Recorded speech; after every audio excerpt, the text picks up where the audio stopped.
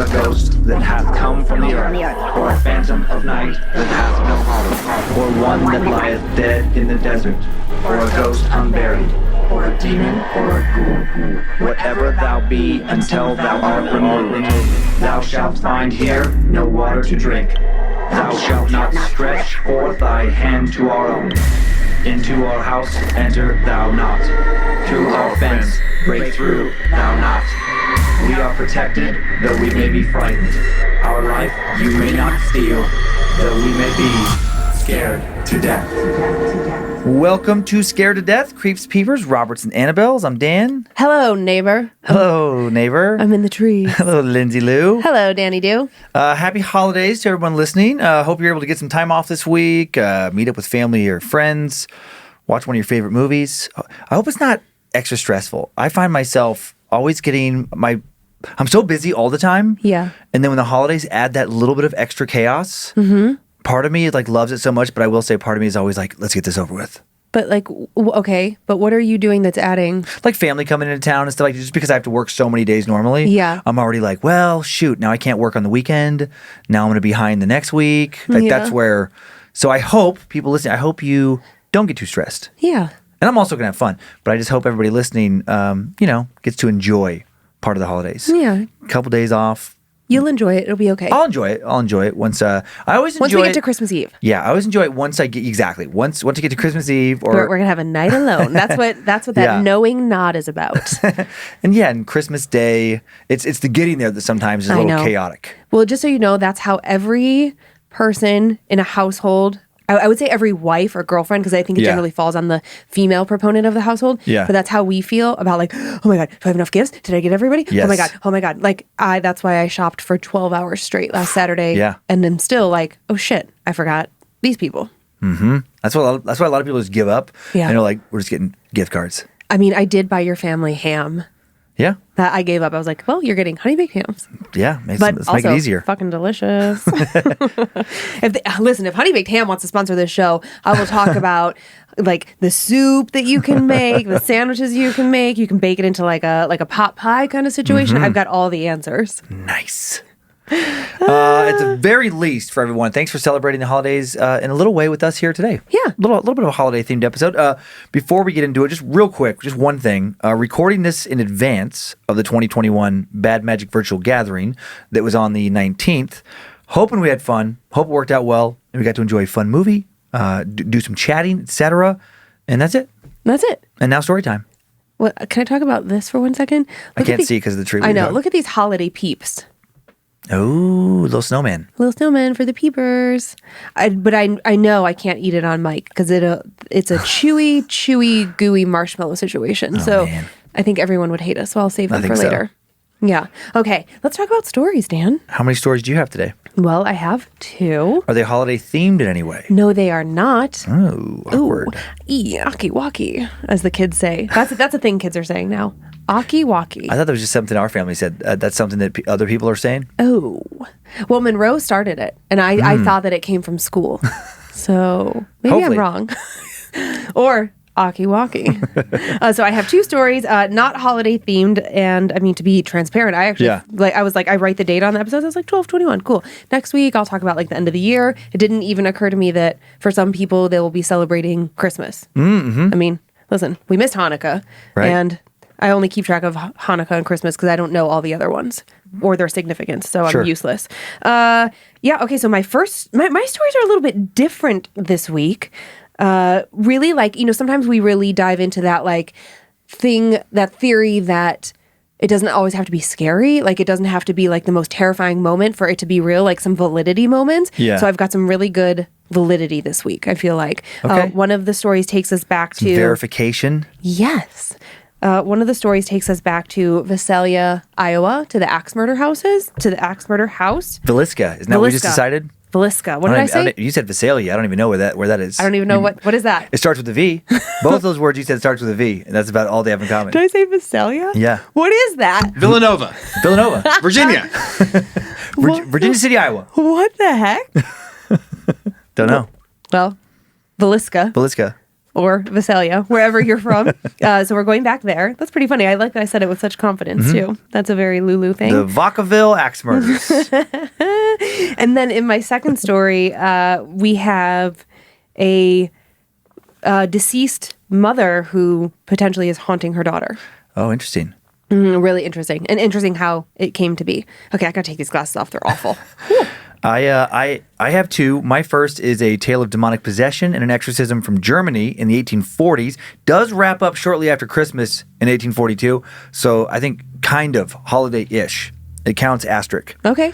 Even if it doesn't, my second story continues our holiday tradition here on Scared to Death of telling a Victorian-era British ghost story, since that's where our tradition of telling spooky ghost stories to scare one another comes from, at least here in Western society.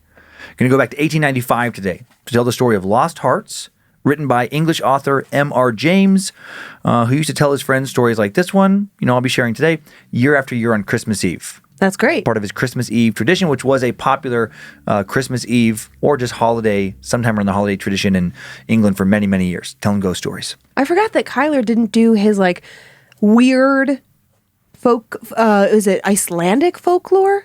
He would be like, today is oh yeah, they would be so weird, like the yogurt stealer or something. The sausage swiper. Sausage swiper. Yeah, that's one. Yeah, I just flashed on that thinking of traditions. Yeah. Also, I can't keep this hat on. I don't know how you're doing it, but it was itching the bejeebas out of my neck.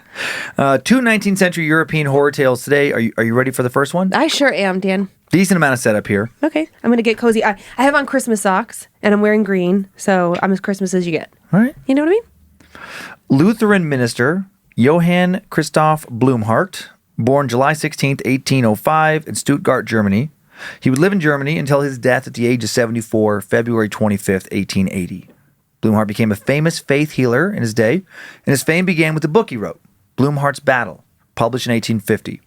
A book that journaled his 1842 exorcism of Gottliebin Dittus, young woman from the small German village of Möttingen. And Gottlieben experienced, if we are to believe Blumhardt's account, an incredibly intense and prolonged chronic possession. Chronic, demonic. The mic got in my way, and my brain just converted that to chronic. That'd be terrible to have a chronic possession. Yeah, I mean, one and the same, yeah. The primary possessor was determined to be the spirit of a local widow who had murdered 2 children and then buried them in a field before dying herself. Jeez. According to Blumhardt, Gottlieben was also possessed by a horde of demons that caused physical ailments and strange behavior. The possession ended after Gottlieben and her siblings were attacked by spirits one final time in December 1842 after 2 years of torment. Blumhardt, leading the exorcism, prayed intensely with the family, as he'd done month after month at this point, and then a demon finally cried out, "Jesus is the victor," and all paranormal activity in the Dittus household ceased forever. When Blumhardt was called a hero by the people in his village, he responded with, "That I don't know, but this I do know. Jesus is the victor." And the term "Jesus is victor" has been used as a rally cry by various Christians ever since. I've never heard it. Yeah, never heard that term? Nope. I have somewhere. This exorcism led to a revival in Blumhardt's parish. Following the exorcism, he claimed to use the power of prayer to do everything from healing the sick to converting non-believers. This particular exorcism became known all over the world in the 19th century and still one of Europe's most well-documented historic possessions. Blumhardt wrote in the preface of his book about it, "Until now, I have never spoken with such boldness and candor to anybody about my experiences. Even my best friends look at me askance and act as though they feel threatened by even hearing about these things. Until now, most of it has remained a secret that I could have taken with me to the grave. It would have been easy to give an account that avoided offending any reader, but I could not do that. At almost every paragraph, I asked myself if it was not rash to tell everything just as it was, but time and time again, an inner voice would say, 'Out with it.' So I dared it, in the name of Jesus, the victor. This is an honest report of what I can still remember, and I am firmly convinced that the Lord will hold his hand over me in this. My only intention is to tell everything to the honor of him who is the victor over all dark powers. I cannot take it amiss if somebody is mistrustful of these accounts, for these things are beyond our understanding. They are, however, based on observations and experiences over nearly 2 years, ones which can, in every case, be corroborated by eyewitnesses. And speaking out unreservedly for the first time, I ask that the information given here be regarded as private, as when close friends share a secret. I also ask the reader to be good as to read the whole report several times before forming a judgment. Meanwhile, I put my trust in him who has human hearts in his power. Whatever the verdict of those who read this account, I rest assured in the knowledge that I have spoken the unvarnished truth and in the rock-like certainty that Jesus is the victor. Time now for the tale of the possession of Gottliebin Dittus. On July 31st, 1838, Blumhardt, a 33-year-old recent university graduate at this point, becomes a pastor of a church set amidst some of the poorest villages in the northern Black Forest region of Germany. And less than 2 years later, in the spring of 1840, he's advised by his parishioners to investigate some strange happenings at the Dittus home. The Dittus family consisted of 5 orphaned siblings who all lived together: Andreas, Gottlieben, Anna Maria, Katharina, and Hans-Georg. They lived in poverty in what was described as a tumble-down house. Gottlieben was 24 when Blumhardt met her at her home for the first time. She was described as a God-fearing woman with the gift of being especially alert in an inner way and receptive to deeper insights. And she'd been suffering from physical and mental health issues for most of her life. Doctors had diagnosed her with a nervous disorder. She experienced seizures often, and some villagers accused Gottlieben of having engaged in magic or witchcraft, which they believed caused her troubles. And when Gottlieben first laid eyes on Blumhardt, she felt a strange urge to scratch his eyes out. She hated him.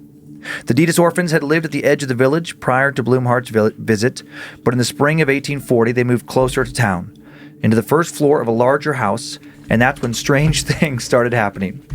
Every once in a while these pages get stuck together, and I cannot turn them with one hand. That was really funny. I tried so hard. Oh my God, and I totally lost my place when I was trying to turn that page. They and moved it all into got the stuck. house, the first floor of a large house. Yeah. Okay, in the first floor of a larger house, and that's when strange things started happening. When the siblings said their first grace in their new home, the words, "Come, Lord Jesus, and be our guest," caused Gottlieben to fall unconscious at the table. Things then started happening all around the house: banging, shuffling noises, small shadowy figures seen moving about, and even glowing orbs. So many signs of a demonic infestation and or ghostly poltergeist activity that have become paranormal tropes today, but were much less known at the time. Gottlieben felt strange urges and was often witnessed by family and also neighbors, contorting her body into uncomfortable and sometimes seemingly impossible positions. When Blumhardt first approached the house, Gottlieben flew into a rage and sent him away. He was hesitant to return, but neighbors begged him to do so. They were scared. The noises coming from the house were terrifying and kept them up at night. The Dittus siblings swore they weren't the ones making these noises. Blumhardt, not trained in performing exorcisms, did what he could for the next 2 years. He observed, advised, and prayed. Gottliebin's siblings told him that their sister was dealing with much more than unexplained noises. They told Blumhardt that Gottlieben spoke about seeing a woman standing at the end of her bed. The woman held a dead baby in her arms and repeated over and over, "I just want to find rest." Blumhardt instructed the family to never communicate with his spirit. He also asked one of Gottliebin's sisters to share a bedroom with her and report what she saw.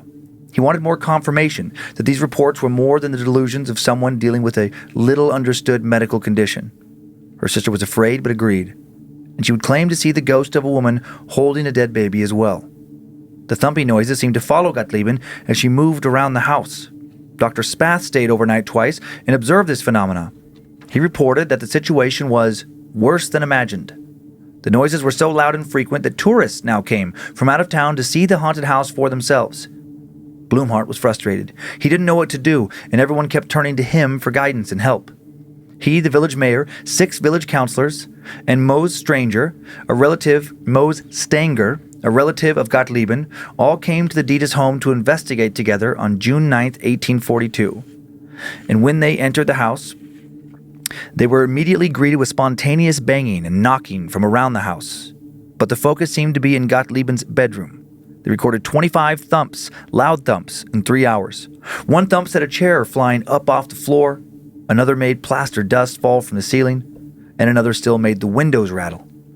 The men heard also a continuous gentle tapping from underneath Gottlieben's bed, but could not find the source of it.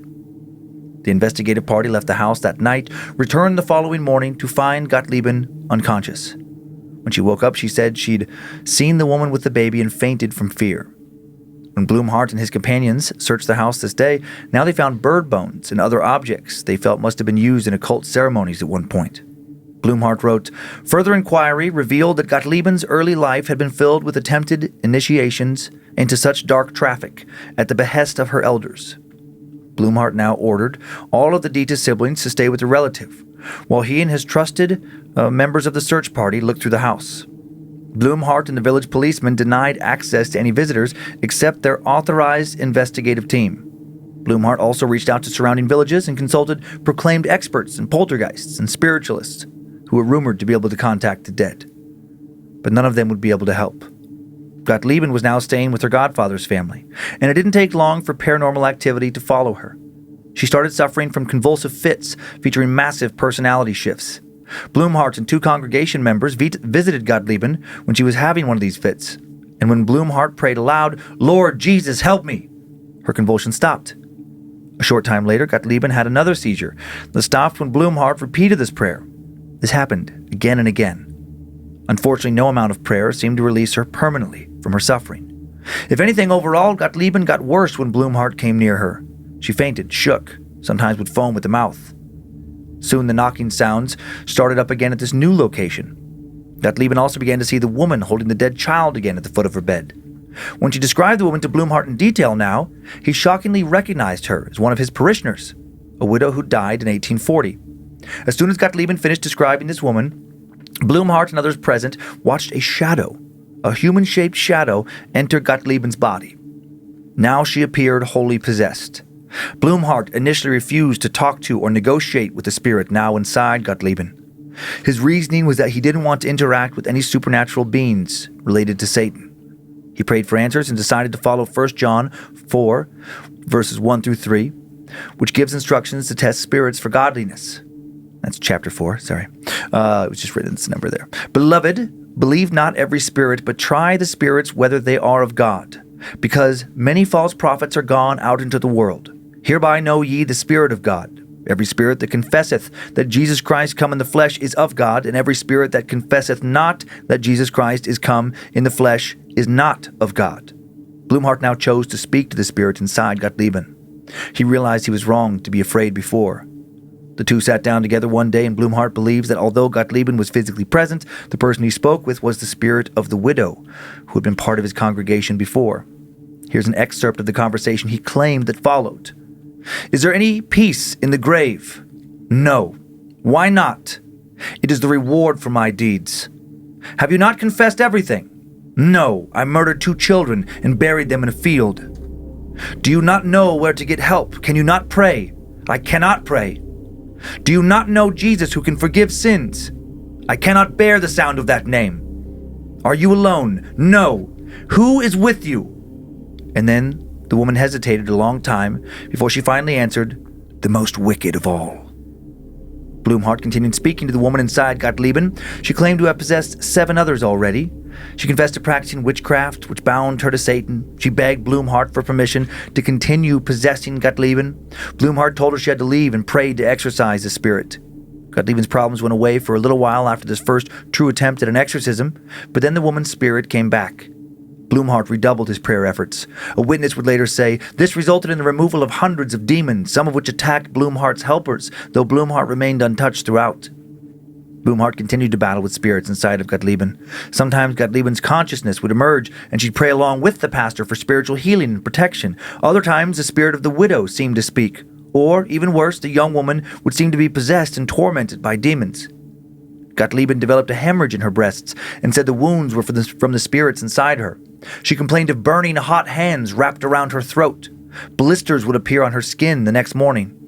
Gottlieben was even witnessed being kicked and punched by an invisible force that also pushed her down the stairs. Gottlieben started to vomit up objects as well. What? Sand, glass, nails, shoelaces, needles, and pins. Stranger still, Blumhardt claimed to witness some of these items emerging not from her mouth but pouring forth from her skin. And then they would leave no wounds once they exited her body. Blumhardt was shocked by what he saw. He brought in trusted council members and his wife to verify what he saw and ensure he wasn't going insane, and they all saw it as well. Blumhardt encountered strange spirits speaking German, French, Italian, other unfamiliar languages. By Christmas of 1842, it had been over 2 years since this possession started. On December 30th, Gottlieben experienced another demonic attack, And this time, it also curiously affected her sister Katharina and her brother Hans-Georg. Blumhardt sat with the family and prayed. So much prayer, 2 years worth now. Katharina was so disturbed by the feelings of spiritual entities now physically attacking her that she tried to rip her skin off.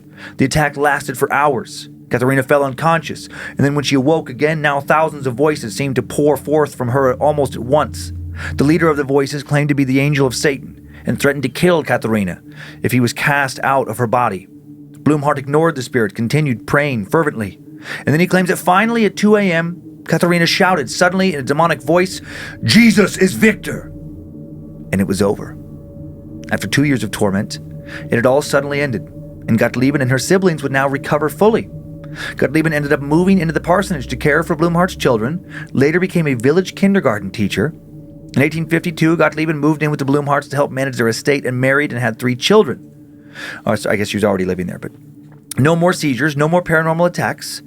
She died in early 1872 at the age of 56 following an illness, as people often did back then. Her last words allegedly were "Amen" in response to a prayer administered at her bedside by the Reverend's son, actually. Thousands have doubted Blumhardt's story, including many prominent Christian theologians, but others believe Blumhardt because he was described as a practical, realistic man, not given to fantastical whims or beliefs. The entire event had many witnesses, which makes quickly dismissing Blumhardt's account as fantastical as it is hard to do. If nothing else, yet another disturbing story making many of us at least pause and question what hides in the darkness around us. That's crazy. Just a, interesting old kind of exorcism story, and I thought it was interesting just the way it's written in the sources we found, like orbs, shadows, a lot of stuff you see in like modern encounters. And so, I don't know, I don't think that stuff was commonly reported back then. No, because I think there's fear of being a witch or sent being away. labeled. Yeah. For mental illness, which they didn't call it that, but, for being psychotic, crazy. Sure. Of the devil. Yeah. You don't want to be burned. No, nobody no. No. I have a few pics. I have a pic of Johann Blumhardt. Okay. His son, I believe his name is Christoph, and that was also a kind of a famous minister in Germany in the 19th century. And then this He next... looks exactly like I thought he would look. Did you really? Yeah. Just like from that era? This next one is Gottliebin Dittus. Oh, she's so cute. Yeah, like the only picture of her that's really out there, which makes sense. They didn't do a lot of photo shoots back then. Weird. This next one, just a nice little creepy exorcism pic that came up when I was looking for pics of Gottlieben. That looks staged from a movie. Yeah, I'm sure it is. It wasn't credited in this source, but I'm sure. Yeah. And maybe photoshopped a little as well with the eyes there, little glowing dots. Yeah. Nice and creepy. And then just to lighten things up, a picture of Santa. It's the holiday season. Just normal Santa. Didn't we see this photo last week? Last week? Yeah. Huh. I feel like I just saw this photo. You might have saw it on the web somewhere. Maybe you saw it online on Instagram or something. You saw it on our socials. Oh, I was like, On Scared of Death socials. Thank you. I'm like, I know I just saw it. So when I saw the photos, I was just like, Funny. Oh, God, did he show those in last week's episode? I just don't remember. I must have blocked it out. Logan put this one on Scared of Death. That's hilarious. I just picked it at random looking for Creepy Santa, and I didn't even know he picked this one. He did like a carousel of creepy Santa photos. Oh, no, that's hilarious. Yeah. Let's see if you found this next one, because I have one more for the story. Okay. Did he also grab this one? No, he did not. That one's not creepy. That one's just... I think it looks creepy. Like if you look at his expression on his face, and the way he's seated compared to the little kid crying in front of him, also wearing red, it feels like a ritual. Like Santa's about to sacrifice that child. Oh, I did not get that at all. Okay. I got weird creep vibes based on the child's position. Oh. Yeah. I was not... Well, everyone knows Santa's sleigh needs children's blood in order to fly. Right. Yes, So there's that. this photo makes sense. Couple kids have to be sacrificed for the good of the rest of the children. When I was out holiday shopping 2 weeks ago, whatever it was so fun to be in the mall and see all the kids crying at Santa. It just is so comical. And What a weird tradition. I know, and like we've been there. I don't have any crying photos of our kids with Santa, Easter Bunny. I can't remember when Kyler was really... I do remember, I'm pretty sure it was Kyler... Yeah, I remember at the mall in Spokane, like crying a little bit, but not like a crazy... No, not like that photo. No, it was never that dramatic, No. you know? So it's kind of a bummer.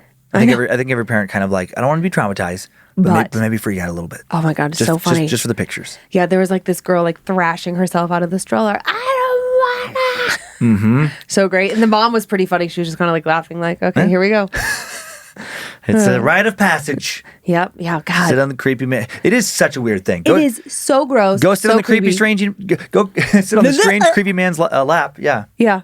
Big, fat, old white man. Well, it is like in his velvet suit with his hot little like female elves. Like, what is that? Why is there always like a weird? They'll get like really hot young girls to be like the elf helpers. I'm like, this is fucking weird. Yeah, I guess the whole thing is really weird. Yeah. Where you have like 60-year-old, heavy God. Santa man, and then you have 20-year-old hot Santa elf lady. Yeah. And then you have scared babies. It's an interesting little trifecta there. What's that movie with like the drunk Santa?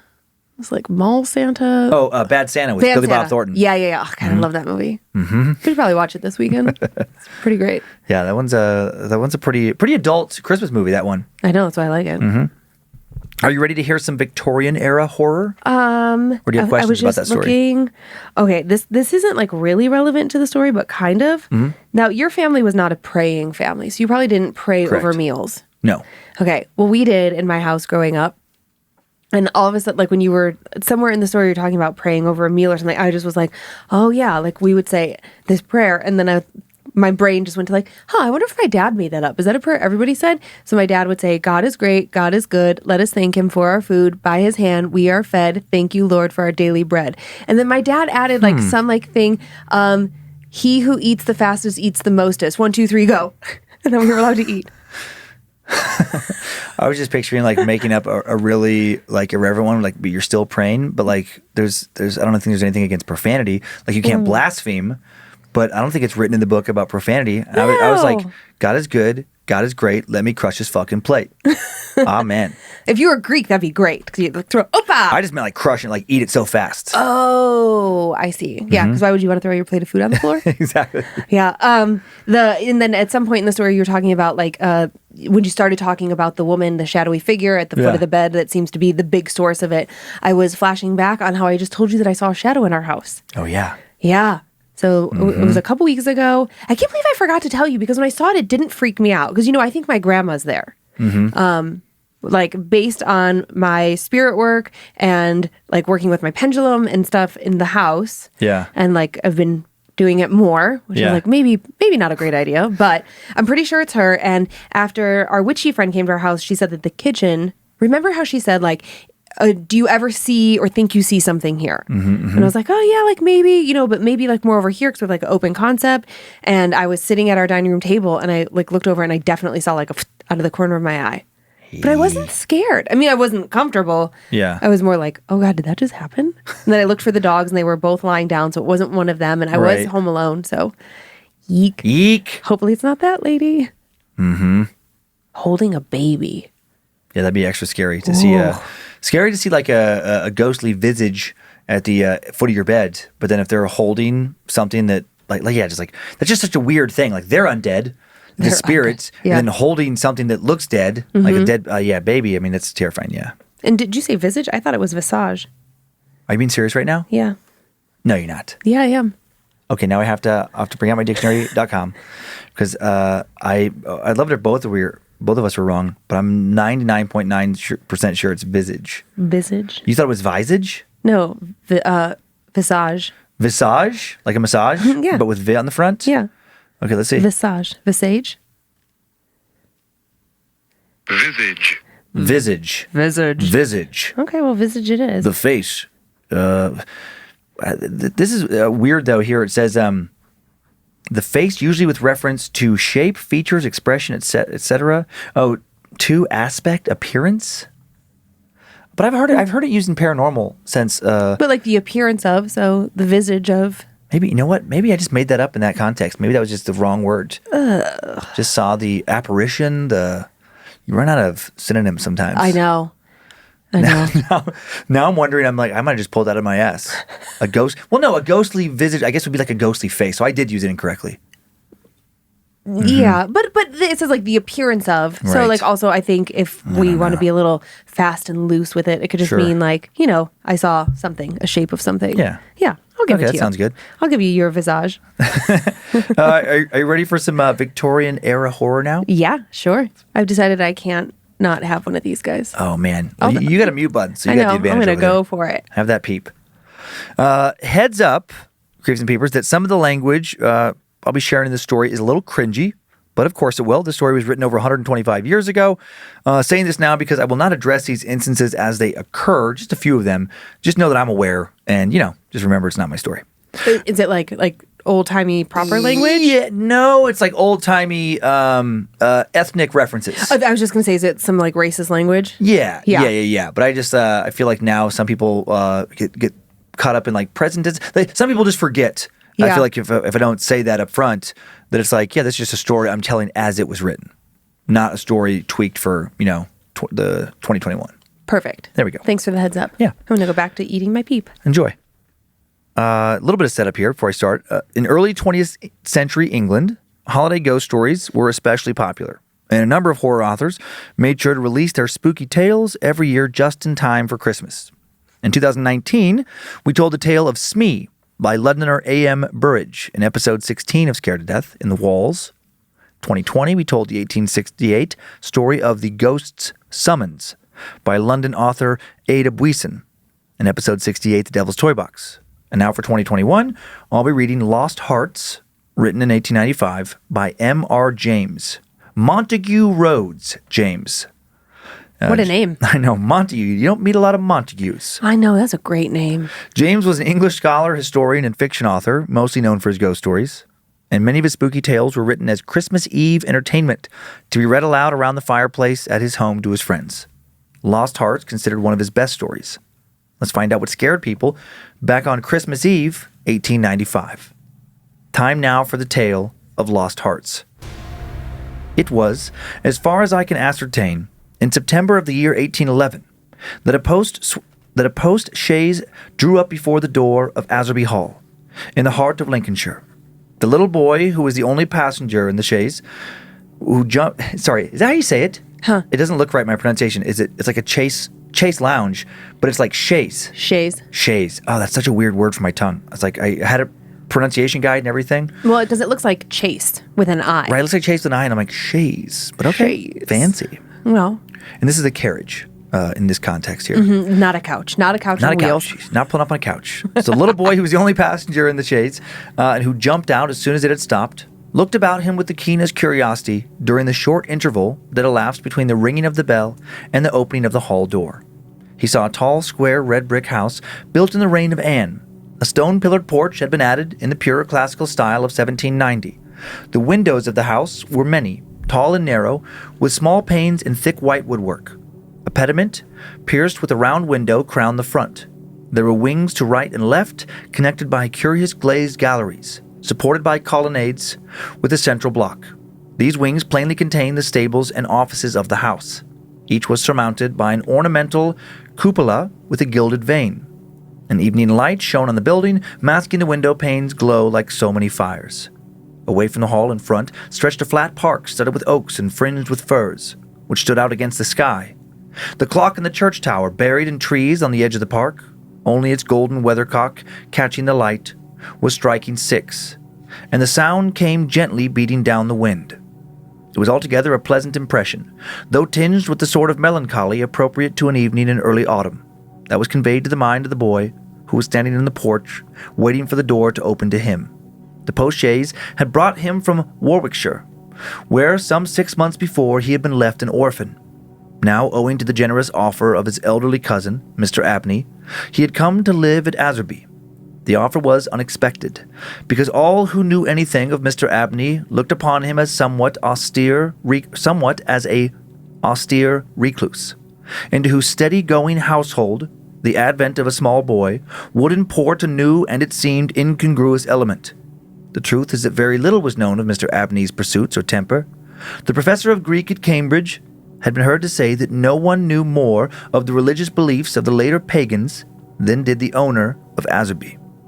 Certainly his library contained all the available books bearing on the mysteries, the Orphic poems, the worship of Mithras, and the Neoplatonists. In the marble-paved hall stood a fine group of Mithras slaying a bull. This is like level 10 pronunciation, by the way. I would have crushed it. Victorian English, goddamn. It's great. I love it. It's great for people who can do it correctly. Not taking Latin classes, it is a struggle bus for me. I failed Latin. Which had been important from the Levant at great expense by the owner. He had contributed a description of it to the Gentleman's Magazine. I understand why people had to speak like assholes back then. You can't sound just casual and cool if you're reading words like this. I love it though. Okay, all right. Keep going. Okay. Tell me more. I love it.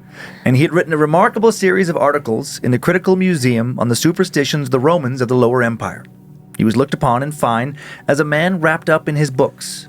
And it was a matter of great surprise among his neighbors that he should ever have heard of his orphan cousin, Stephen Elliott, much more that he should have volunteered to make him an inmate of Azerby Hall. Whatever may have been expected by his neighbors, it is certain that Mr. Abney, the tall, the thin, the austere, seemed inclined to give his young cousin a kindly reception. The moment the front door was opened, he darted out of his study, rubbing his hands with delight. "How are you, my boy? How are you? How old are you?" said he. "That is, you are not too much tired, I hope, by your journey to eat your supper." "No, thank you, sir," said Master Elliott. "I am pretty well." "That's a good lad," said Mr. Abney. "And how old are you, my boy?" It seemed a little odd that he should have asked the question twice in the first 2 minutes of their acquaintance. "I'm 12 years old next birthday, sir," said Stephen. "And when is your birthday, my dear boy?" 11th of September, eh? That's well, that's very well. Nearly a year hence, isn't it? I like to get these things down in my book. Sure it's 12? Certain? Yes, quite, sir. Or quite sure, sir. Very well. Take him to Mr. Bunch's room, Parks, and let him have his tea, supper, whatever it is. Yes, sir, answered the staid Mr. Parks, and conducted Stephen to the lower regions. Mrs. Bunch was the most comfortable and human person whom Stephen had as yet met at Abserby. She made him completely at home. They were great friends in a quarter of an hour, and great friends they remained. Mrs. Bunch had been born in the neighborhood some 55 years before the date of Stephen's arrival, and her residence at the Hall was of 20 years' standing. Consequently, if anyone knew the ins and outs of the house and the district, Mrs. Bunch knew them, and she was by no means disinclined to communicate her information. Certainly there were plenty of things about the Hall and the Hall gardens which Stephen, who was of an adventurous and inquiring turn, was anxious to have explained to him. Who built the temple at the end of the Laurel Walk? Who was the old man whose picture hung on the staircase, sitting at the table, with a skull under his hand? These and many similar points were cleared up by the resources of Mrs. Bunch's powerful intellect. There were others, however, of which the explanations furnished were less satisfactory. One November evening, Stephen was sitting by the fire in the housekeeper's room, reflecting on his surroundings. "Is Mr. Abney a good man? And will he go to heaven?" he suddenly asked, with the peculiar confidence which children possess in the ability of their elders to settle these questions, the decision of which is believed to be reserved for other tribunals. "Good? Bless the child," said Mrs. Bunch. "Master's as kind a soul as I ever see. Didn't I never tell you the little boy as he took out in the street, as you may say, this 7 years back, and the little girl 2 years after I first come here? No. Do tell me about them, Mrs. Bunch. Now, this minute." "Well," said Mrs. Bunch, "the little girl I don't seem to recollect so much about. I know master brought her back with him from his walk one day, and give orders to Mrs. Ellis, as was housekeeper then, as she should be to take every care with. And the poor child hadn't no one belonging to her. She told me so her own self. And here she lived with us in a matter of 3 weeks it might be, and then whether she were some think of a gypsy in her blood or what not, but one morning she out of her bed before any of us had opened an eye, and neither track nor yet trace of her have I set eyes on since. Master was wonderful put about, and had all the ponds dragged, but it's my belief she was run away by them gypsies. For there was singing round the house for as much an hour the night she went, and Parks, he declare he heard them a-calling in the woods all that afternoon. Dear, dear, an odd child she was, so silent in her ways and all. But I was wonderful taken up with her, so domesticated she was, surprising." "And what about the little boy?" said Stephen. "Ah, the poor boy," sighed Mrs. Bunch. "He was a foreigner. Giovanni, he called himself. And he come a-tweaking his urdy-gurdy round about the drive one winter day, and master had him in that minute, and asked about where he came from, and how old he was, and how he made his way, and where was his relatives, and all as kind as heart could wish. But it went the same way with him. They're an unruly lot, them foreign nations, I do suppose, and he was off one fine morning just the same as the girl. Why, he went, and what he done was our question for as much as a year after, for he never took his hurdy-gurdy, and there it lays on the shelf." I have no idea what she's talking about in half of this. Hurdy-gurdy. Yeah. The remainder of the evening was spent by Stephen in miscellaneous cross-examination of Mrs. Bunch and in efforts to extract a tune from the hurdy-gurdy. That night he had a curious dream. At the end of the passage at the top of the house in which his bedroom was situated, there was an old disused bathroom. It was kept locked, but the upper half of the door was glazed. And since the muslin curtains which used to hang there had long been gone, you could look in and see the lead-lined bath affixed to the wall on the right hand, with its head towards the window. On the night of which I'm speaking, Stephen Elliott found himself, as he thought, looking through the glazed door. The moon was shining through the window, and he was gazing at a figure which lay in the bath. His description of what he saw reminds me of what I once beheld myself in the famous vaults of St. Michan's Church in Dublin, which possesses the horrid property of preserving corpses from decay for centuries. A figure, inexpressibly thin and pathetic, of a dusty leaden color, enveloped in a shroud-like garment, the thin lips crooked into a faint and dreadful smile, the hands pressed tightly over the region of the heart. As he looked upon it, a distant, almost inaudible moan seemed to issue from its lips, and the arms began to stir.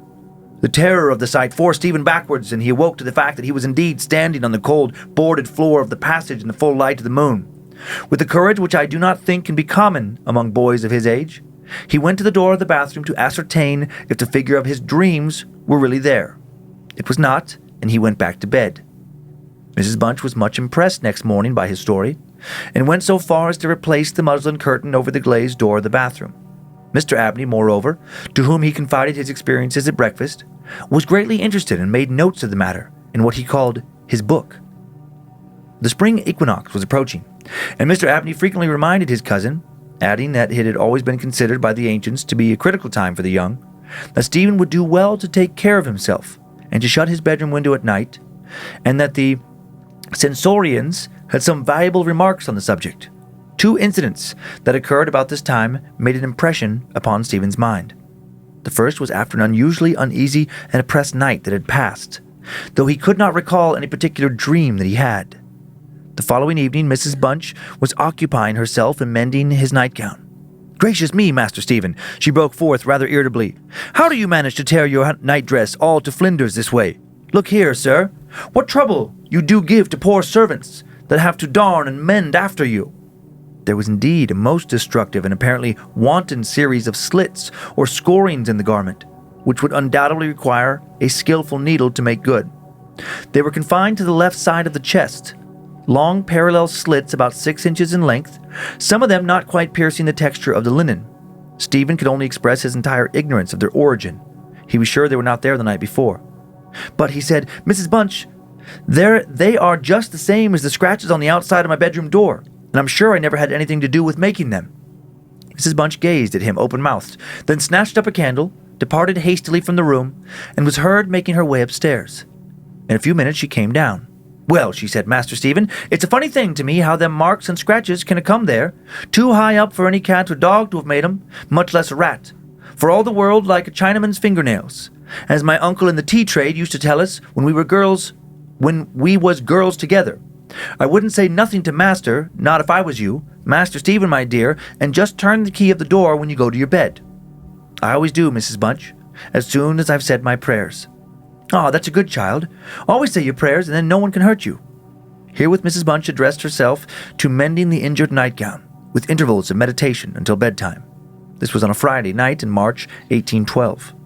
On the following evening, the usual duet of Stephen and Mrs. Bunch was augmented by the sudden arrival of Mr. Parks, the butler, who as a rule kept himself rather to himself in his own pantry.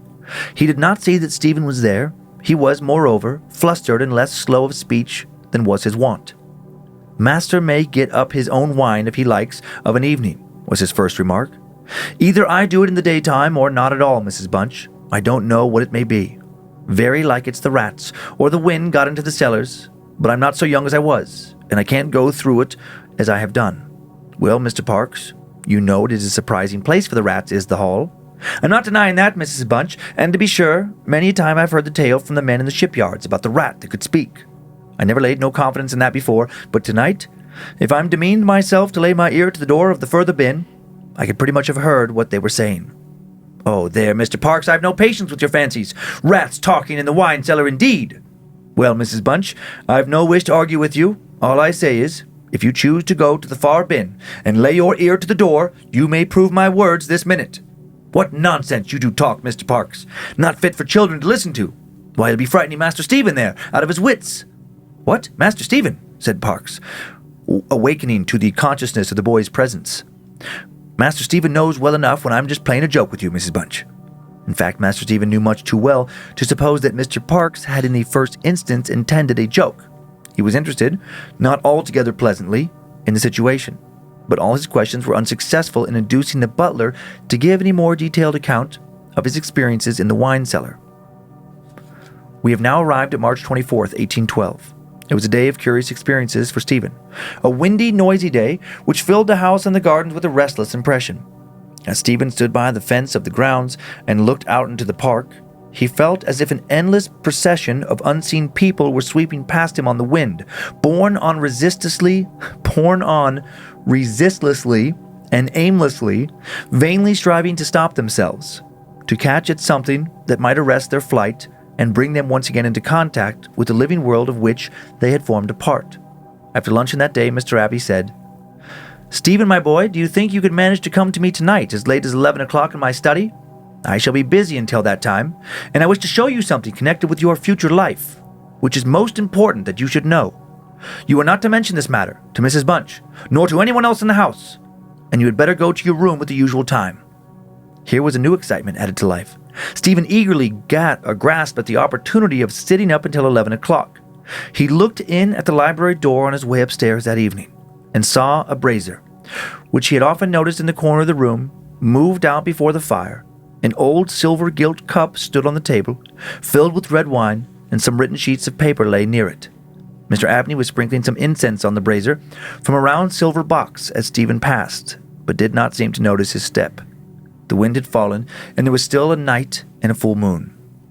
At about 10 o'clock, Stephen was standing at the open window of his bedroom, looking out over the country. Still as the night was, the mysterious population of the distant moonlit woods was not yet lulled to rest. From time to time, strange cries, as of lost and despairing wanderers, sounded from across the mere. They might be the notes of owls or water birds, yet they did not quite resemble either sound. Were not they coming nearer? Now that they sounded from the nearer side of the water, and in a few moments they seemed to be floating about amongst the shrubberries. Then they ceased, but just as Stephen was thinking of shutting the window and resuming his reading of Robinson Crusoe, he caught sight of two figures, standing at the graveled terrace that ran along the garden side of the hall. The figures of a boy and a girl, as it seemed. They stood side by side, looking up at the windows. Something in the form of the girl recalled irresistibly his dream of the figure in the bath. The boy inspired him with more acute fear. Whilst the girl stood still, half smiling, with her hands clasped over her heart, the boy, a thin shape, with black hair and ragged clothing, raised his arms in the air with an appearance of menace and of unappeasable hunger and longing. The moon shone upon his almost transparent hands, and Stephen saw that the nails were fearfully long, and that the light shone through them. As he stood with his arms thus raised, he disclosed a terrifying spectacle. On the left side of his chest there opened a black and gaping rent, and there fell upon Stephen's brain, rather than upon his ear, the impression of one of those hungry and desolate cries that he had heard resounding over the woods of Azerby all that evening. In another moment this dreadful pair had moved swiftly and noiselessly over the dry gravel, and he saw them no more. Inexpressibly frightened as he was, he determined to take his candle and go down to Mr. Abney's study, for the hour appointed for their meeting was near at hand. The study or library opened out of the front hall on one side, and Stephen, urged on by his terrors, did not take long in getting there. To effect an entrance was not so easy. It was not locked, he felt sure, for the key was on the outside of the door as usual. His repeated knocks produced no answer. Mr. Abney was engaged. He was speaking. What? Why did he try to cry out? And why was the cry choked in his throat? Had he too seen the mysterious children? But now everything was quiet, and the door yielded to Stephen's terrified and frantic pushing. On the table, in Mr. Abney's study, certain papers were found which explained the situation to Stephen Elliott, when he was of an age to understand them. The most important sentences were as follows. It was a belief very strongly and generally held by the ancients, of whose wisdom in these matters I have had such experience as induces me to place confidence in their assertions, that by enacting certain processes, which to us moderns have something of a barbaric complexion, a very remarkable enlightenment of the spiritual faculties in a man may be attained. That, for example, by absorbing the personalities of a certain number of his fellow creatures, an individual may gain a complete ascendancy over those orders of spiritual beings which control the elemental forces of our universe. It is recorded of Simon Magus that he was able to fly in the air, to become invisible, or to assume any form he pleased, by the agency of the soul of a boy, whom, to use the libellous phrase employed by the author of the Clementine Recognitions, he had murdered. I find it set down, moreover, with considerable detail in the writings of Hermes Trismegistus, that similar happy results may be produced by the absorption of the hearts of not less than 3 human beings below the age of 21 years. To the testing of the truth of this receipt, I have devoted the greater part of the last 20 years, selecting as the corpora vilia of my experiments such persons as could conveniently be removed without occasioning a sensible gap in society.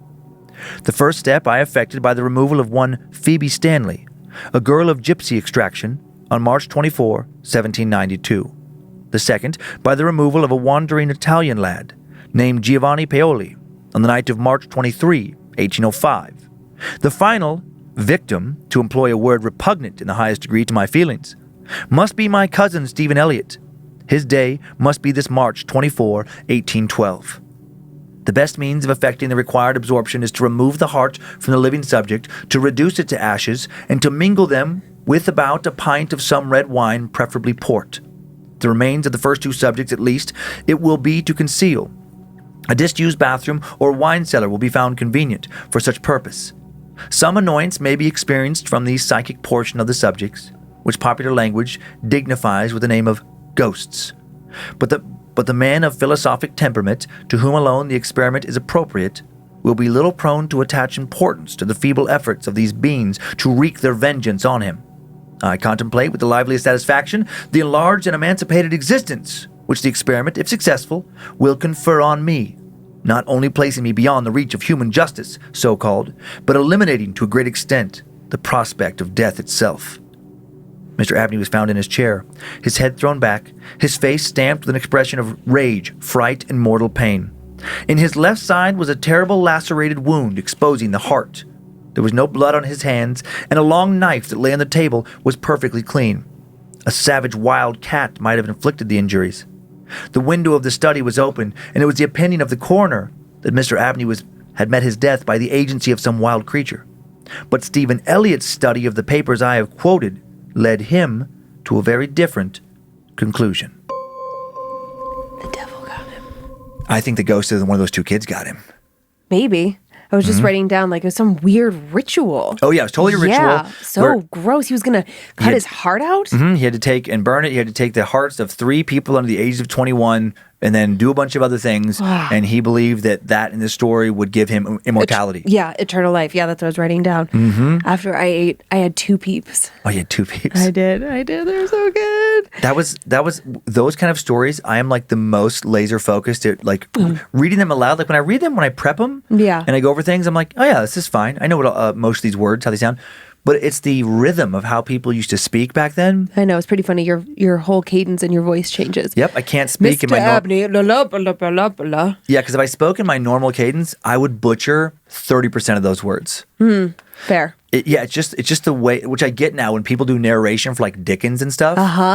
Yeah, you just can't like fly through it. Like I could even. I could. I totally could. I'm just a pro at language. Like this sentence. Here we go. I couldn't. If I just read this quick, it's recorded that Simon Magus. He's able to fly in the air, become invisible, assume as if we don't talk that fast in life. So well, that's true. If I just, it's record. But even like that, it is. I always say it's. I always contract. Yeah. So you would just say it's.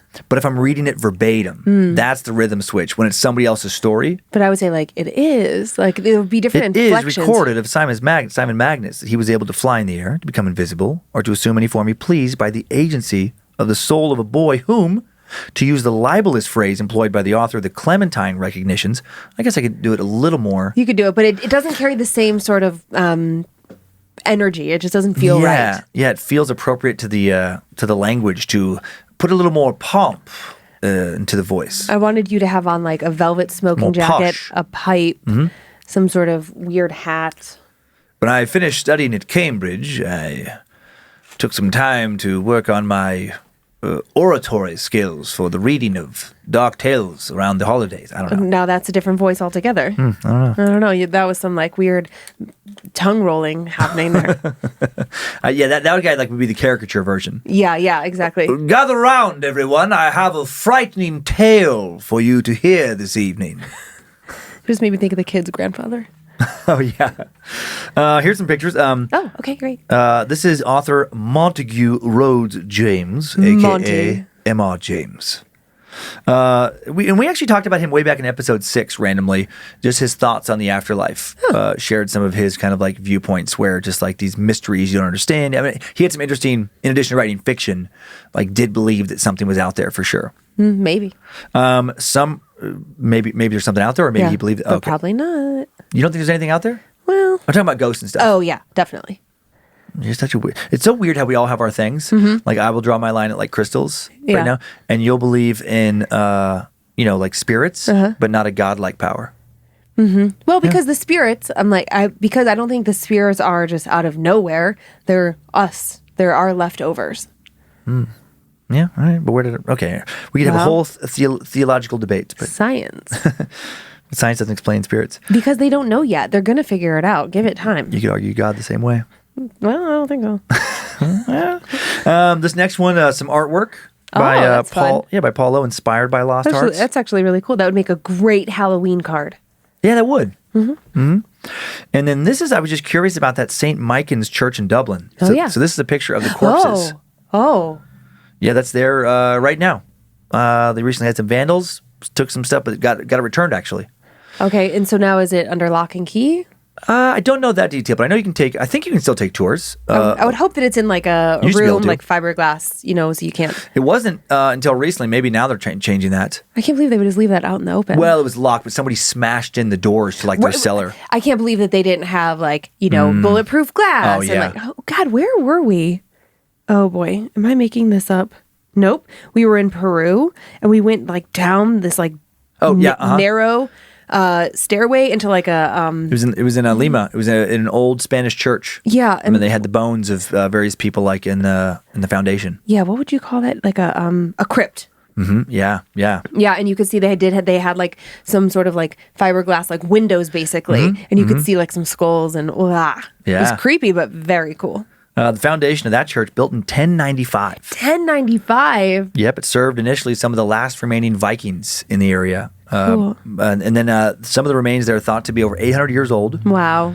Exact identity is unknown, but the one, and actually I think the head of this one was stolen and then retrieved recently, but the Crusader, they call it, believed to be a soldier brought back after dying in the Fourth Crusades, 8 centuries ago. Well, I immediately, when they showed a skull, I was like, ooh, what happens on the next Yellowstone? Because that's where we're at. Yes, true. They found some stuff. I don't want to give anything away if you're not caught up. 2 more pictures. Oh, This is dang, I just have another fun Santa pic here. Did you remember seeing that one online? Did Logan I was find just that? trying to think. I don't know, Joe, is that one familiar? No. I don't think so. Okay.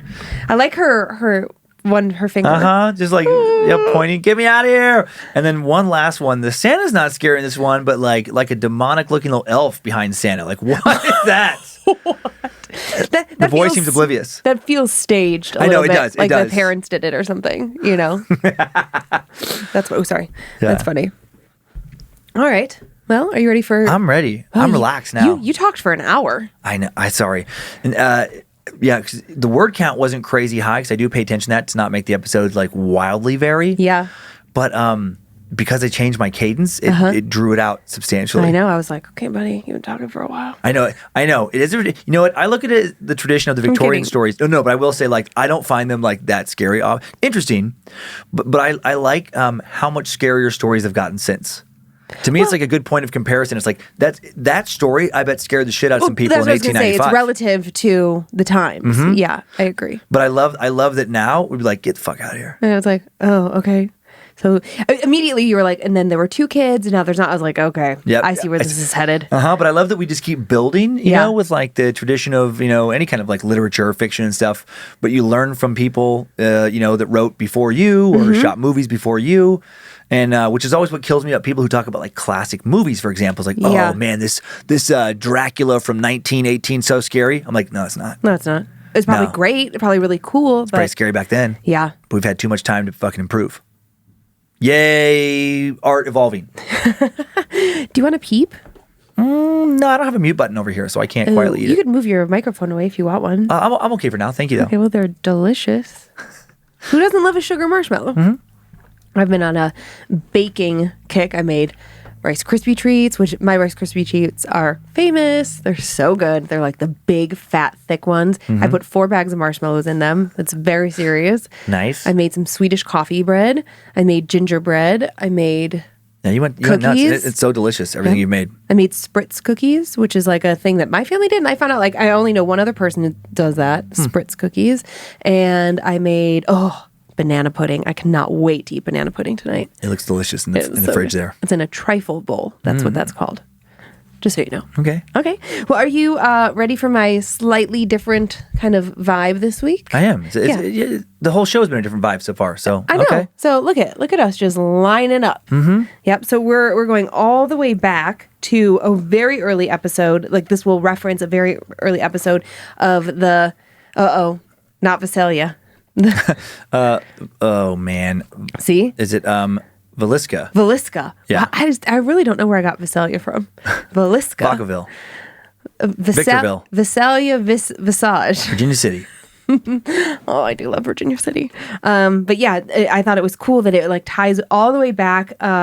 They said the title of the episode was Cover the Mirrors, but this is way sort of back in the beginning that we did the Villisca Axe Murders. Well, that you covered it on your side. Yeah. So fun throwback. All right, well let's get to it. What? I was just cracking up just because then that time you said it. You said Viscala instead of Villisca. It's a tricky word. What is up with me? Visalia, Vasilska, Veruca Salt. What is it again? It's Villisca. No, it's not. It is. It is. It's Villisca Axe Murders. Villisca. Why can't I get that in my brain? That's an odd word. Well, and it's. I guess it is the way it looks. Well, anyways, let's see how many times I can get it wrong. Try not to interrupt with laughter. Okay, let's go to Vancouver. Okay. Hello, Lord of the Creeps and Lady of the Peeps. I hope this email finds you both well. Your bad magic, I hope this finds both of you, your bad magic crew, and families all happy and well. This story takes place in November 2014 and continues to this day. Without further ado, I impart unto you the gift of content. Thank you. In the summer of 2012, local media here in Omaha were running stories about the 100th anniversary of the axe murders of Villisca, Iowa. For new listeners, the tale was one of the first told on Scared to Death in an episode titled Cover the Mirrors. I won't get into the history in detail, but here's the gist of it. In the early morning hours of Monday, June 10th, 1912, an unknown person or persons brutally murdered 8 people, 6 of whom were children between the ages of 5 and 12, in the small, quiet town of Villisca, Iowa. The case remains unsolved today. Knowing that the house was available for overnight leasing, I pitched the idea to a few friends, and to my surprise, no one said no. So after some careful and horribly overthought planning and saving our pennies for months, I finally set the date at November 21st, 2014. And immediately, my excitement was palpable. You see, I had always wanted to dip my toes into the world of paranormal investigating. When you book an overnight stay at the house, the owner will call you 2 weeks ahead of time to confirm your reservation, and the timing could not have been more ominous. The day before our confirmation call, the Axe Murder house was in the news again, but for a very different reason. A man named Robert Lorson Jr. was taken to Omaha's Creighton University Hospital from the Axe Murder house with what was being called a self-inflicted stab wound to the chest. I won't get into the details here, but the wound was neither self-inflicted nor in his chest. It was in the middle of his back. Mrs. Lynn, the owner of the house, called the next morning a slight tremble in her voice, to not only confirm our reservation, but to say that she would refund us 100%, no questions asked, in light of the events of just a few hours earlier. I informed her that the incident only served to hype us up even more. The day finally arrived. My friend Mike and I left Omaha that afternoon and drove the hour and a half to Villisca. We arrive at sunset, the November air cooling rapidly as the shadows grew long, giving the evening a sense of an oddly familiar spookiness. We were the first to arrive and walked the grounds of the small property. After a short tour by a caretaker, who incidentally could be Dan's brother, the investigation began in earnest. Altogether, there were 8 of us in this small house, and since we were all friends, we spent the first part of the night simply chit-chatting in the living room.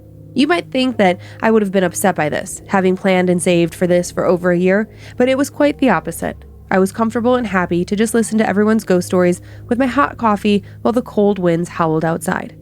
When we did actually start investigating, we found the house eerily quiet.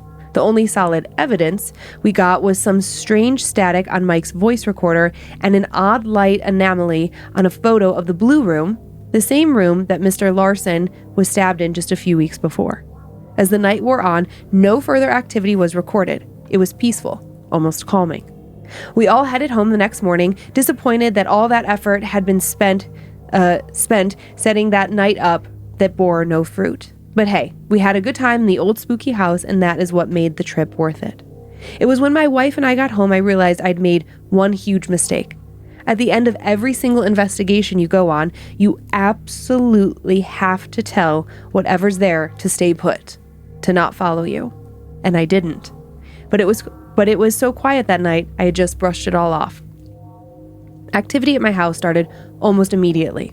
My living room TV would randomly turn itself on.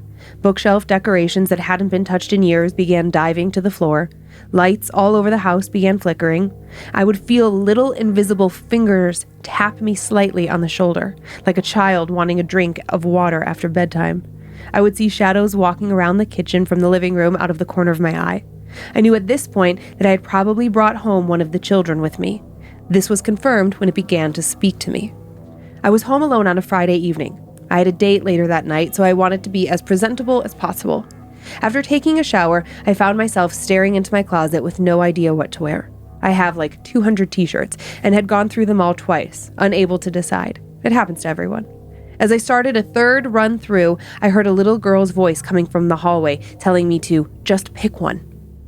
Not only spooked but embarrassed, I grabbed whatever my hand was on, put it on, finished getting ready, and got the hell out for the night. Not long after, I caught sight of it. I was playing guitar in the basement music room when I felt eyes on me. I started to see shadows in the dark laundry room across from me. This happened most nights I played, but something was different this night. I had discovered a while before that the spirit liked it when I played along with type O negative, the best. So I played a few songs for it after setting up a few night vision cameras in the laundry room. I was about 3 songs in when I grabbed a beer out of my mini fridge, cracked it open, turned around to sit back down, and saw a little girl with long dark hair and a white nightgown running full speed up the basement steps into the kitchen. I was so excited I thought I had gotten a full-bodied apparition on camera. I immediately looked at the footage and my basement staircase was out of frame of all of them. Damn the luck. From what I had seen, I determined the spirit was one of the 2 girls who were spending the night, Lena or Ina Stillinger, and a sadness came over me. She might have followed me because I reminded her of her father or her brother. It makes the tragedy of the murders seem a little too real. The last thing I saw in the house before I moved out was a free-floating streak of light in the laundry room, like someone had run a flashlight over a pane of glass, but take away the flashlight in the glass. Definitely the weirdest thing I've ever seen. There's no windows in that room and only a single bulb for a light source. I now live in a little 1-bedroom apartment, and I'm pretty sure she's still hanging around. Lights flicker, guitars pluck their own strings, and little fingers continue to tap on my computer chair when I'm gaming. She's even mimicked my voice while I was recording an episode of my own podcast, like she was talking over my right shoulder into the microphone.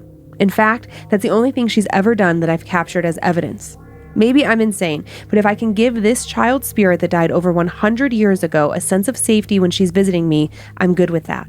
After all, it's been 6 years. If she's going to turn malevolent, she probably would have done it by now. Rest assured, though, if she does, I'm no Darren. It comes to an end.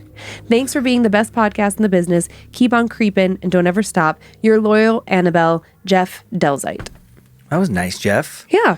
Did Jeff ever mention the name of his podcast? I'm just curious. He did not. Oh, Jeff. Oh, Jeff. That was a great moment to slip it in there with that detail of like catching it on audio. Oh, man. Missed opportunity, Jeff. Typo negative. That's pretty funny. I just when you referenced that band, I've definitely listened to some Typo Negative putting together some Scared to Death stories. Oh yeah, because you always like to listen to creepy music. Mm-hmm. And they show up on some industrial, metal playlists. Mm-hmm. Yeah, I have no idea who funny. they were. I was like, what is he saying? It took me a second to realize it was a band. Oh yeah, I think they still might. A surprising amount of bands from that era are still around. I want to say like Typo Negative had some minor hits in the like mid-late 90s. Thank you for your random trivia. Everyone appreciates it. But interesting, huh? Like, do you ever think about whether or not you could just bring something home with you? Like you would go and do an investigation. You would go and seek out. I mean, you used to say this, that you would go and seek it out. So if you were going to do that, wouldn't you be slightly concerned that you could bring something home? Well, we've talked about people bringing things from one place to another. I never put it in the context of an investigation of like paranormal investigators when they're continually putting themselves into places that are, supposed to be haunted. I mean, you'd think that like eventually all of them would bring something back with them. Right. So I wonder if there was like protocols. I'm sure there is like cleansings and things that people who are real serious about that do. I mean, I would. To make sure. Yeah. But even then, yeah, I guess. I mean, it sounds like this thing's really kind of been sticking around with Jeff. I know. I like that it's not scary. Right. He doesn't seem worried about it really because it's like it's not threatening, menacing. Yeah. I mean, I don't know that I would want an unknown spirit just hanging around. Like, again, like if it's my grandma, fine. Right. But if it's just like Joe Schmo, not fine. Yeah. Because it's like, well, I don't know like what you're capable of. I don't know what you want from me. Like, again, with a family member, it's like, well, you're probably just looking out for me. But I think it's interesting that Jeff is so comfortable with it. And he's like, yeah, well, if this gives her peace, if I remind her of a loved one and it gives, like, he's giving her comfort. Yeah. It's kind of interesting. That is. Yeah, I never thought about like the reverse angle as opposed to like a spirit looking out for us. Well, now he's looking out for her. Yeah. I don't know. Just a little different. Very much so. Yeah, so fun. Sorry. It's okay. I have a little burp forming in the back of my throat, so it's just going to come out mid-sentence. I can just feel it. It's the worst. And where did that take place again? That axe situation? Villisca. Nailed it. I know. I thought I'd get you. No, Good job. once I saw it again, I was Sunk like, oh, in. yeah. But like trying to like pull it from memory, I'm like, what? How do you spell that? I'm pretty good with words. Yeah. Yeah. You are. Yeah. I'm a pro.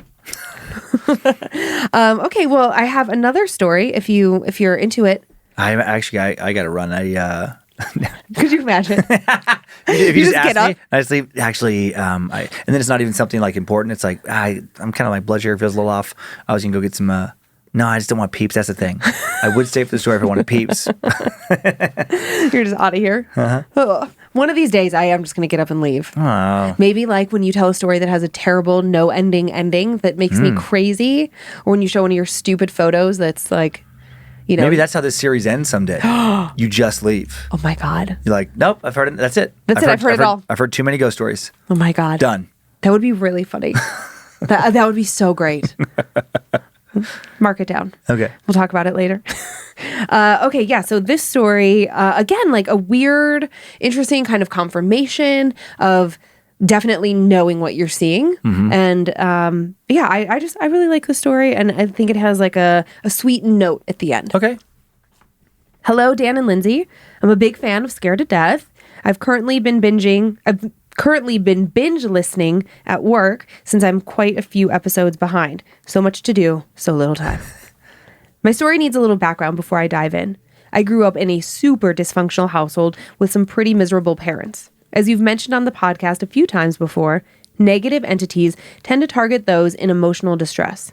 My mother was an alcoholic, and my father was either absent or abusive to her. Needless to say, there was a lot of chaos and negativity in the house on a regular basis.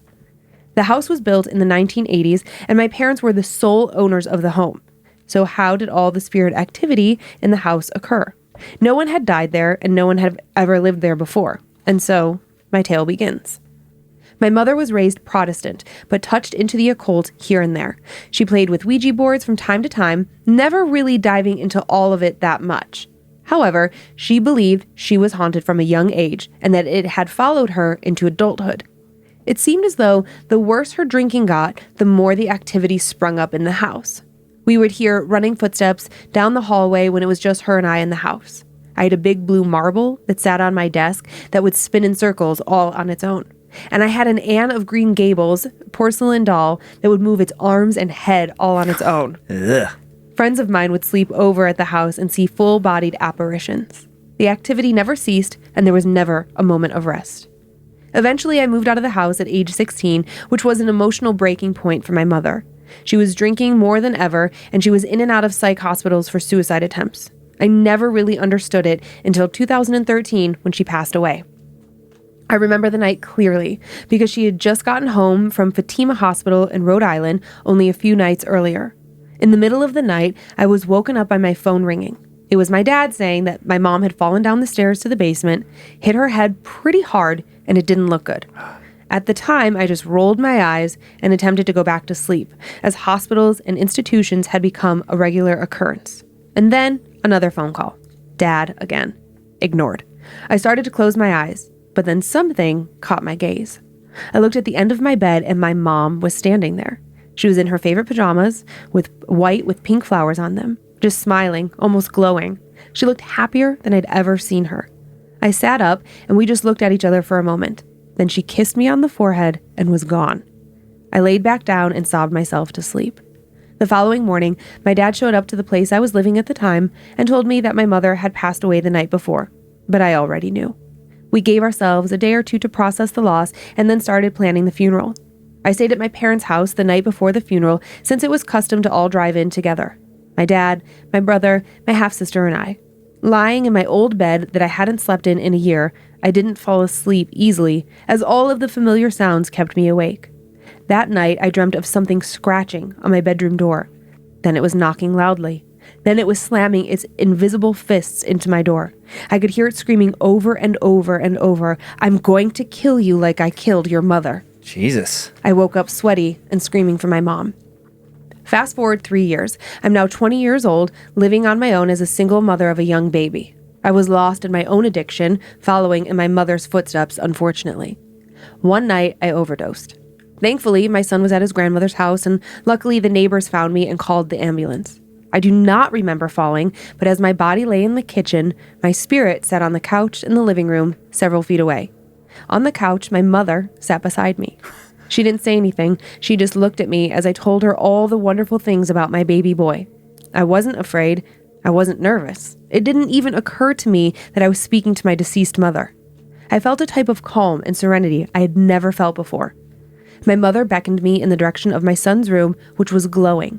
I told her that I couldn't go with her and that my son would be home soon. And then I woke up, 3 MTs standing over me, telling me that I had been dead for 3 minutes. Whoa. I was lucky to be alive, and off to the hospital I went.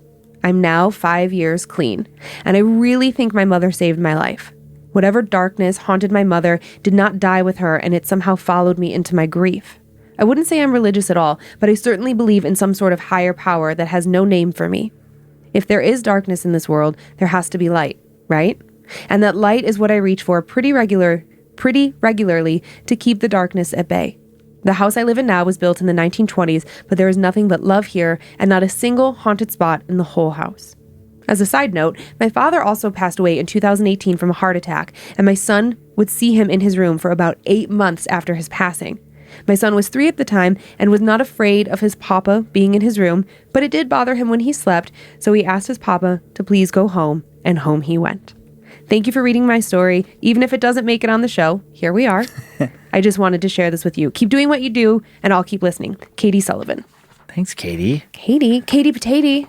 Katie Potato. Katie Potato. That was a really good story. Like obviously very sad in moments and poignant, but I'm glad it had a happy ending. I know. For Katie's sake. Yeah. And her boy, and then and that interesting and happy ending in a weird way with her mom. Mm-hmm. We're like not happy in life, but this apparition showing up in 2 different moments very intensely. Yeah. And get kind of putting forth nothing but like positive energy in those moments. I don't know. That was a I like that story a lot. I know, me too. Creep me out moments, and then also just weirdly reassuring. Yeah, it was like very touching. Mm-hmm. Yeah, and I think that we've had stories before, I know for sure on my side, of people who are afflicted with some sort of addiction, but also claim that they're haunted, you know, and it's like, you know, sometimes you meet people in life and we say like, yeah, they're just a haunted soul. And we don't mean like possession. Yeah. We just mean like, you know, they have stuff, they have their demons that they're battling. And I often wonder, you know, like, Katie's hearing like an actual something like at her door saying that like it killed her mother. It's like, I wonder how... that part was freaky. Yeah, and I wonder how often somebody who's like in deep, deep addiction, I don't mean like a casual... There's levels of addiction. Yeah, of if I mean course, someone who's like so in the thick of it, it's like, you wouldn't believe them if they said that it was being spawned by some sort of spirit or that they were drinking or using to get away from that, to avoid that. But it's like, I wonder how often the two could possibly be intertwined. I don't know. That'd be What such a horrible fascinating study. possibility. Yeah. Yeah. You know, because it's like, you know, we all have voices in our head, right? Like we all talk to ourselves in our head. And there's like that weird thing, like some people hear their own, but some people actually don't talk to themselves in their head, which I there's don't like a understand. rare thing. Yeah, there's a term for it. Yep. Yeah. Jared doesn't. Yeah, right. Yeah. Our brother-in-law. But like, Actually, it's not even that rare, too. It's like a fairly decent percentage of people just don't have like a inner monologue voice. Joe, do you have an inner monologue voice? Of course. Okay, good. Just Mine's checking. terrible. It is? I don't know. No, that's fine. I think I know what you mean, though, Joe, if you're being serious. Yeah, because mine can be very negative. I'm like, shut up. Always pushing to be better. Ah. Like if I mess up, that voice is super loud, and I'm not going to stop till it's right. Yeah, I can see that. Yeah. Mine is always like so much self-hate. I'm like, oh, that's nice. Yeah, mine's very critical. Yeah. And mine is critical of me. Like it's not. Mine too. Mine is, it's never like if you were to fuck up or like if Joe, if you were to fuck up or anybody, I wouldn't be like, oh, what a fucking idiot, what a loser, so stupid, so hideous. No, but like it's like that's how my inner voice talks to myself. But interestingly, like I do outside of my BetterHelp therapy, I also have an in-person therapist, which is like, listen, we all have to do what we have to do. And I love therapy. So I have two. Don't judge me. But my in-person therapist, she does EMDR therapy, and it is a way of creating new neural pathways and changing different synapses in your brain. And so one thing that I've been working on there is that inner monologue. And it is fascinating. You can change it. I found a therapy shortcut for that. I know. Go ahead. DMT. Yep. Well, you said I'm not ready for DMT. You're not. Yeah. But yeah, 5-MeO. That's 5-AMEO? 5-MeO. There's different like forms. I'm so angry it's not legal because I want more now. Well, that's concerning, and that's why it's not fucking legal. Well, that's not why it's illegal. But well, it seems I don't like want to do it like all the time. But like, well, the way you just said that, I want to have a regular. It's my therapist. I want to have my additional therapist is DMT. Oh boy, you have Debbie and DMT. I don't want to do it all the time. I just want to do it every day. It's not all the time.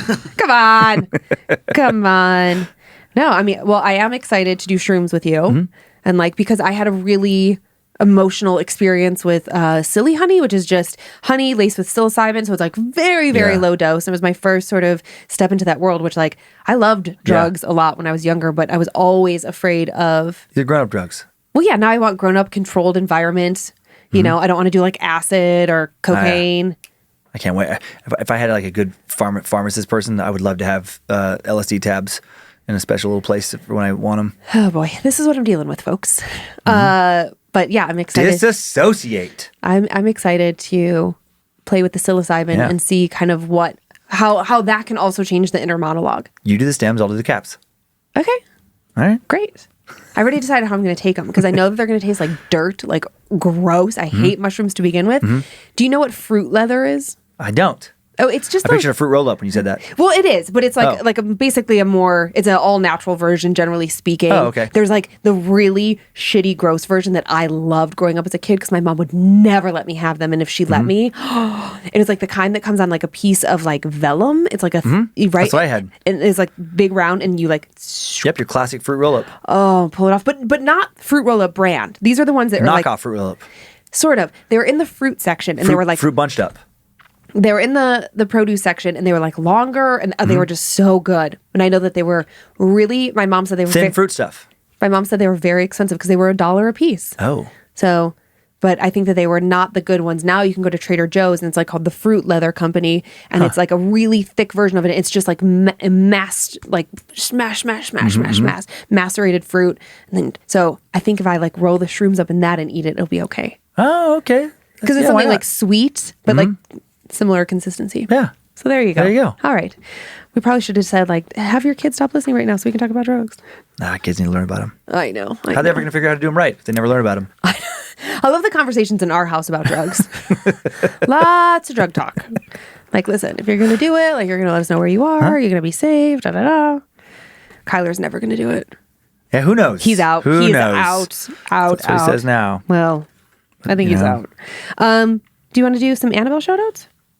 Oh, yes, actually. Oh, man, you know what? You do yours. Oh, I will. Dear. Dan forgot to enter his into today was a little bit of a shit show. I could go off about it, but the fucking DMV and our son trying to get his license threw off my whole game today. He went, he had an appointment, he did all the research, oh my God, did all the stuff. I hate them so much. And then he went, and we have a certified copy of his birth certificate, which when he got his driver's permit, not even his license, he was able to just bring in a copy, like a copy of the copy. They didn't care. Yeah. It was fine. Then Kyler goes back today and he calls and he's like, I need my actual birth certificate. I'm driving Monroe home. Thank God I'm so organized. Because Dan calls, he's like, where is it? I was like, okay, it's here. You go in here. So we're so excited. Okay, great. We have it. Yeah. He goes over there and it's like, nope, we need the original. Yeah. Like, get the F out of here. They would not take a certified copy, which also comes from the state of Washington. I know. It's got the seal and everything on it. Yep, has a seal and everything. And they're like, not good enough because of some stupid fucking law I know. that some ass clown passed. Anyway. So Dan didn't enter he didn't take a moment because he was just so wrapped up in that. Yeah. We're trying to get this done at the end of the day. But I have them. I have them right here. But you have them because I texted them to you. Yeah, yep, Thank exactly. God. So did you want to go first? Or do you want me to go first? I'll go first. Okay, go ahead. Yeah, thank you. I would like to thank the Annabelle. Sorry for the little intro there. Jez. Oh boy. Jez, Czechoslovakian last name. Jez Mordryk. Modrzyk. Modric? Yep, maybe the Z is silent. Modric. Joe Sanchez, nailed it. Chaotic Bob 90, got that one. Samantha Perro, nailed it. Gabrielle McCarty, okay, I'm on fire. Austin Ebbinghausen, questionable. Lexi McGregor, Antoinette Costa. Costa. Okay, fuck that one. Andrew N. Kai Gonzalez. Ashlyn Rose McClelland. Nailed it. Xander. Oh boy. Xander Bubblegum. Xander Bellegem. Xander Bellegem. Xander Belgam. Bellingham. Xander Bell. Here. Ben Green. Tina Malia. Ramen Priest. Okay, that's funny. Christy Kinsler. Madeline Doro. Stephanie Hunt. Steph Stroop. Steph Stroop. Echo Hodgen. Tiff Anderson. Sydney Anderson. Oh, Sydney Conjeco. Canyejo. Okay, Sydney Kanye. Well, yeah, no, actually. No? Conjeco. Canyejo. You just can leave out that C? Yep. Like it's not even Silent. fucking part of there's no silent C's. And Sydney Conjeco, like I said. And then Kirsty Daly. Oh my God. Maybe. It's like a Dutch, like a K and a J next to each other. Oh yeah. Yeah, I think it's Kirsten. I think it's Kirsty Daly. And then Lauren Haney. Nailed the last one. I think Kirsty, because I think of Kirstie Alley. If you threw a J in there, though. Yeah, but I think it's the same. Right. Same. Okay, well, let's see how I do. Listen, I want to propose a new thing, even though my kids have weird names. New thing going forward. Yeah. We pick, each country picks 50 names. Right? Each country votes on so dumb. Votes on the top 50 names. How boring. Nope, top 50 names. No, boring. And everybody agrees on the spelling. Womp, womp, and then that's womp. all you get to pick from going forward. Get out of here. I think that's too many. I thought that's 50 is way too many. Top 10. Yeah, top 10, maybe. top 5. Oh, boy. We got 5 names to pick. Everybody gets nicknames. Okay. Okay. So now I'm going to call out my names, and maybe you can give me a thumbs up or a thumbs down. Or you can say if I think they sound real. Yeah, you can say if I nailed it or not. Okay. Okay. Here we go. Amber Howard. Got it. Rory Hoffert. Mm-hmm. Jennifer. No last name. Okay. Jessica Moat. Okay. Well, I also think I might have typed it wrong because I wrote Jessice. Jessis. Sometimes I have to spell check these names. Jessis. But I think it's Jessica Moat. Okay. Anna Kimber. Yes. Stephanie Melendez. Yep. Jacon Bell. No. Do you think it's Jason? Doesn't- It's J-A-C. Okay. Okay. Jacon. Dragar. Christine Kroll. Uh-huh. Oh, Kroll. Good one. Kroll Cafe. Immediately. Catherine Clark. Okay. Chelsea Wilson. Yep. Jacob Butler. Mm-hmm. Tiffany Vo. Yeah. Courtney Martell. Yeah. Andriana Hughes. Come on. I don't like Adriana. Try it. No, it's Andreanna. She just texted me. She changed it. I just got a text alert. She said, okay. Monkey D. Luffy. Nailed it. Perfect. Kelly G. Mm-hmm. Yahara Salgado. Okay, yeah. Naya Jones. Yes. Casey Solomon. Mm-hmm. Caitlin Auber. Yes. Princess Buttercup. Oh, nice. Rachel Kubli. Nope. Why? You said Kubli wrong. How do you know? It's Kubli. Kubly. Pronounced Kubli. Okay. Megan Mattis. Yep. Michael Connolly. Yep. Bree Dahl. Mm-hmm. Sam C. Sam C. Sam Okay. C. All right, Sam C. Okay, here we go. Okay, hold the phone. Spoopy shout outs. To Beige from Tyler. Love you. Love spending my life with you. They got married on Halloween, which is very sweet. Oh, that's cool. To Gerardo from Brichelle. Love you and happy belated birthday. To Allie and Katie from Van. I love you, my favorite little rats. To Sarah from Martin. Boris will always love you, Natasha. I love my favorite little rats. Uh-huh. That's funny. Yeah. And that is our show. Thank you for the ratings and reviews lately, Creeps and Peepers. Over 10,000 reviews on Apple Podcasts alone. Woohoo, keep it up. Yeah, what a great what a great Christmas present for us. So it helps us find new listeners and is so appreciated. Thanks for continuing to send in your personal tales of terror to mystory@scaredtodeathpodcast.com. You can email us for everything else at info@scaredtodeathpodcast.com. Thanks to Logan Keith, Liz Hernandez for the work on social media. To Logan again for running badmagicmerch.com.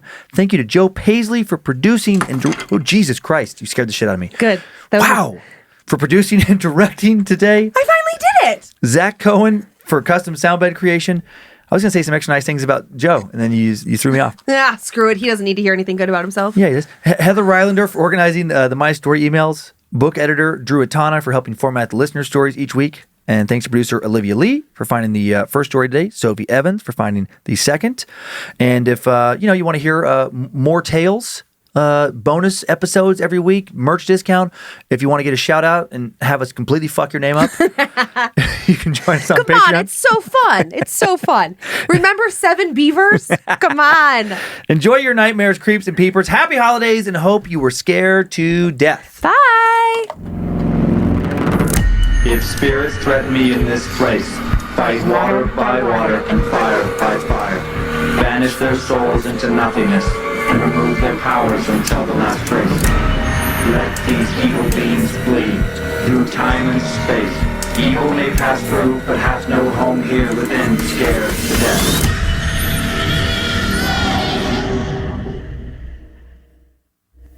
Bad Magic Productions.